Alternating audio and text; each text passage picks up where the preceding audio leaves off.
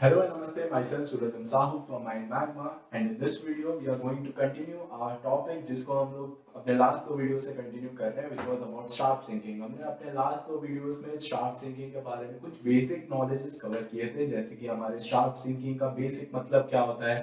shaft sinking के location हम क्या कैसे हम लोग उस लोकेशन को सेट करते हैं, फिर उसके बाद हमने एक जनरल अरेंजमेंट कैसा होता है shaft sinking का, और फिर हमने और भी चीजें पढ़ी थी जैसे कि शार्प सिंकिंग के बारे में क्या क्या हमारे अलग अलग टाइप के मेथड्स होते हैं, उन सारे का एक लाइन डायग्राम देख के समझा था कि कौन से मेथड्स होते हैं और उसका एक ब्रीफ डिस्कशन हुआ था। In this video we are going to cover something new. अभी उसी टॉपिक को हम लोग कवर करने वाले हैं जिसमें हम कुछ सिंकिंग मेथड और प्रोसीजर जिसमें हम लोग और अच्छे से समझेंगे कि एक शार्प सिंकिंग ऑपरेशन की स्टेप बाय स्टेप ये काम होता कैसे है। So in this video we are going to learn about the syncing methods and procedure. So before we start this video, make sure to like, share and subscribe our YouTube channel to get more information about mining. So let's start with the intro part.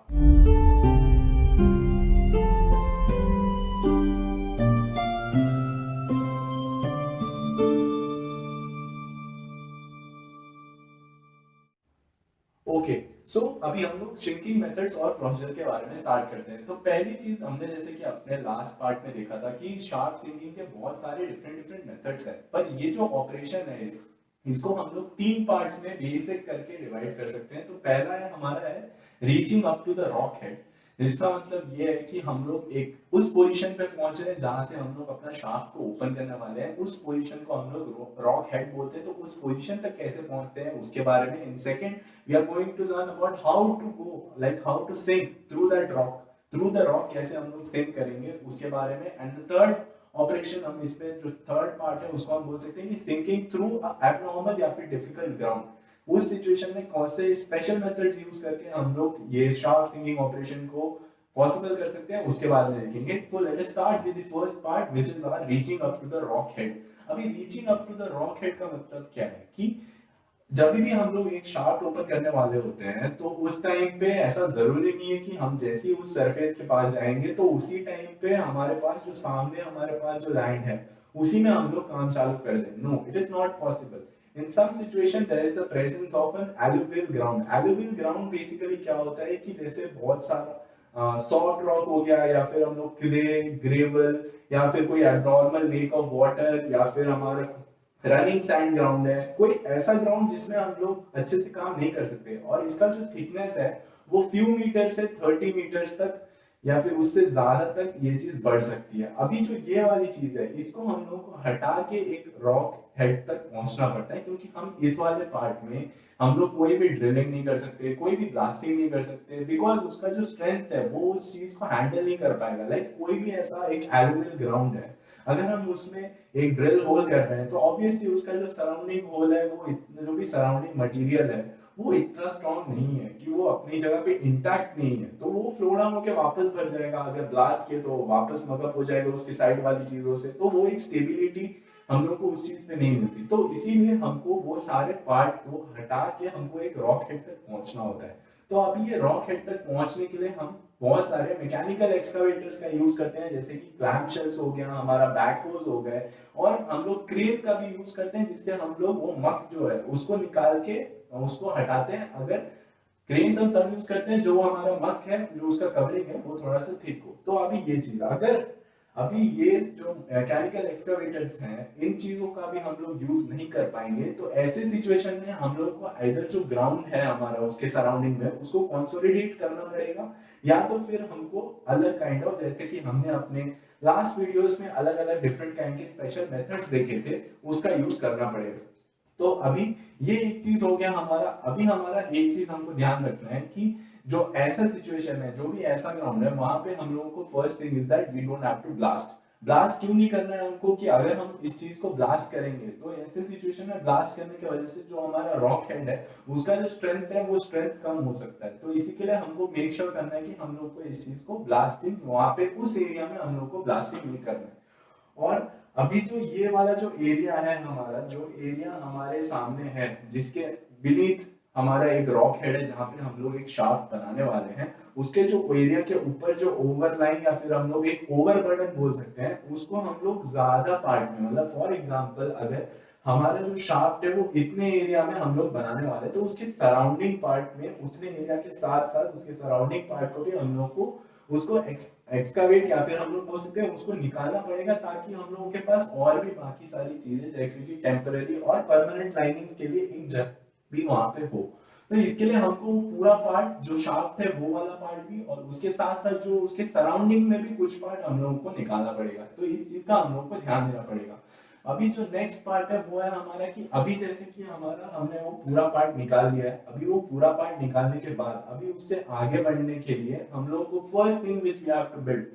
अभी हमने क्या किया कि हमारा जो surface के ऊपर जो रॉक हेड के ऊपर जो भी हमारा मिट्टी था, जो भी हमारा एक लूज पार्ट था जिसको हम लोग ऐसा ओवरबर्डन बोल रहे हैं, उस पार्ट को हटाने के बाद हम लोगों को आगे फॉरवर्ड मतलब आगे बढ़ने के लिए the first thing which we have to make is a shaft collar. इस चीज का हम लोग को ध्यान पड़ेगा। हमारा शाफ्ट कॉलर बेसिकली हम लोग बोल सकते हैं ये एक माउथ है हम लोग के शाफ्ट का। जो first thing which we have to make that is a shaft collar. अभी शाफ्ट कॉलर बेसिकली हम लोग बनाते क्यों हैं? शाफ्ट कॉलर हम लोग इसीलिए, जो मेन रीजन होता है हमारे शाफ्ट कॉलर बनाने का वो ये होता है कि जो हमारा एक बेड रॉक है वहां पे उसके साथ कीड कीड मतलब कि उसके साथ जुड़ के एक स्ट्रेंथ उस चीज को, उसके सराउंडिंग को एक स्ट्रेंथ मिल जाए, ताकि उसके ऊपर जो भी अलग टाइप के फंक्शंस हम लोग और भी चीजों को बनाने वाले हैं उस चीजों को भी वो बेयर कर पाए। बिकॉज हम एक होल बनाने वाले हैं तो उसके सराउंडिंग पार्ट में भी एक वो स्ट्रेंथ हो कि उसके सराउंडिंग जो भी अलग अलग ऑपरेशन हमारे शाफ्ट सिंकिंग के रिलेटेड होने वाले हैं वो चीज उस चीज का ध्यान रख पाए। एक चीज हम लोग को वो चीज ध्यान देनी है। और अभी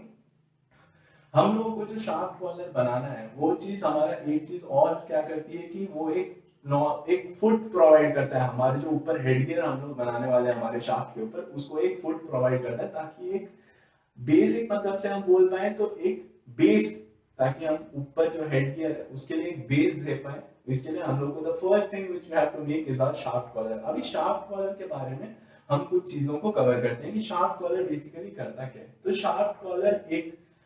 जो शाफ्ट का सबसे top most upper most part होता है, और इसको हम एज अ प्रोटेक्टिव बैरियर भी बोल सकते हैं, जो एक बैरियर देता है ताकि बाहर से कोई भी सैंड या फिर कोई भी सॉइल या फिर कोई भी वाटर या फिर कोई भी ऐसी चीज जो शाफ्ट के अंदर जाके कुछ डिस्टर्बेंस क्रिएट कर सकती है उस चीज को रोकने के लिए एक प्रोटेक्टिव बैरियर बनाता है। तो ये जो शाफ्ट का कॉलर है ये बेसिकली हमारे सरफेस से अंडरग्राउंड की तरफ पे जाता है, और ये एक सपोर्ट प्रोवाइड करता है ताकि जो भी हमारे एक्सटर्नल लोडिंग्स होने वाले हैं, जैसा कि मैंने अभी बताया कि हमारे सराउंडिंग जो टॉप मोस्ट पार्ट है शाफ्ट के ऊपर जो भी और बहुत सारी चीजें होने वाली हैं, जैसे कि हमारा हॉइस्ट हो गया, हमारा मिल हो गया, या फिर हमारे बहुत सारी चीजें होगी जो भी नियर बाय स्ट्रक्चर, वो सारी चीजों को एक सपोर्ट, एक रिजिड सपोर्ट प्रोवाइड करता है ताकि वो सारी चीजें वहां पे स्टेबल रहे और उनको इतना दिक्कत ना हो। और जो ये हमारा थिकनेस है, जो हमारा जो शाफ्ट कॉलर का थिकनेस है वो एक एडिशनल स्ट्रेस हम लोग बोल सकते हैं कि वो उस पे एक एडिशनल स्ट्रेस पड़ता है, तो वो उस चीज को बेयर करने के लिए एक मतलब एक बेयर करने के लिए उतना स्ट्रेंथ होना चाहिए, इसी के लिए हम लोग एक शाफ्ट कॉलर बनाते हैं। और ये जो शाफ्ट कॉलर है इसको बनाने का जो थियरी है वो एक स्टेप डाउन ज्योमेट्री हम बोलते हैं उसको, कि स्टेप डाउन ज्योमेट्री के हिसाब से बनता है। अभी स्टेप डाउन ज्योमेट्री क्या होता है? स्टेप डाउन ज्योमेट्री का बेसिक मतलब यही है कि सरफेस के पास, अगर ये हमारा सरफेस है वहां पे जो हमारा शाफ्ट कॉलर है वो हमारा थिक होता है, और जैसे जैसे हम लोग नीचे जाते हैं वो वहां से थिन होते होते सीधा हमारे बेड रॉक से जाके वो जुड़ता है, और वहां से वो सारा लोड उसके बाद वो बेड रॉक के ऊपर आता है। तो ये चीज हो गया हमारा क्या बोलते हैं एक शाफ्ट कॉलर का बेसिक स्टेप डाउन ज्योमेट्री, कि ये शाफ्ट कॉलर बनता कैसे है। तो अभी नेक्स्ट पार्ट ये है कि जो हमारा शाफ्ट कॉलर है इसको बनाने के बेसिक 3 स्टेप्स होते हैं। हम लोग को 1 बाय 1 स्टेप्स के से बोल सकते हैं कि एक अंदर, जैसे कि मैंने बोला कि कोनिकल शेप में फॉर्मेशन चल रहा है, तो इसी की वजह से 3 स्टेप में हम लोग इसको बोल सकते हैं। जो तो फर्स्ट लाइनिंग होती है हमारी, वो जो फर्स्ट लाइनिंग होती है वो हमारी होती है 1.2 1.5 मीटर का जो विड्थ है उसके हम लोग एक लाइनिंग लगाते हैं, that is our first thing. और सेकंड जो हमारा सेकंड स्टेप आता है उसके बाद वो होता है हमारा 0.6 टू 1 मीटर। ये जो है ये हमारा थिकनेस है, ये हमारे जो क्या बोल सकते हैं हम लोग की, हाँ, इन बिटवीन होता है हमारे जो सेकंड स्टेप हो गया और हमारे शाफ्ट की लाइनिंग थिकनेस होगी उसके बीच में होता है। और जो थर्ड वाला होता है वो हमारा 3 मीटर सरफेस से नीचे की तरफ हम लोग एक डबल कोनिकल शेप में इसको फिनिश करते हैं। जैसे कि मैंने बोला कि ये पहला वाला 1 to 1.5 meter, near to 2 meter, फिर उसके बाद हमारा 0.6 to 1 मीटर के बीच में आता है, और फिर दो कोनिकल शेप में वो चीज प्रॉपर फिनिश होती है। तो ये हो गए हमारे 3 पार्ट, और ये जो कोनिकल शेप है ये ओवरबर्डन, जो भी हमारा ओवरबर्डन है उससे 3 मीटर नीचे रखा जाता है, ताकि उससे एक मतलब कैसे बोल सकते हैं, एक एंकरेज मिल जाए हमारे बेडरॉक के लिए, मतलब एक प्रॉपर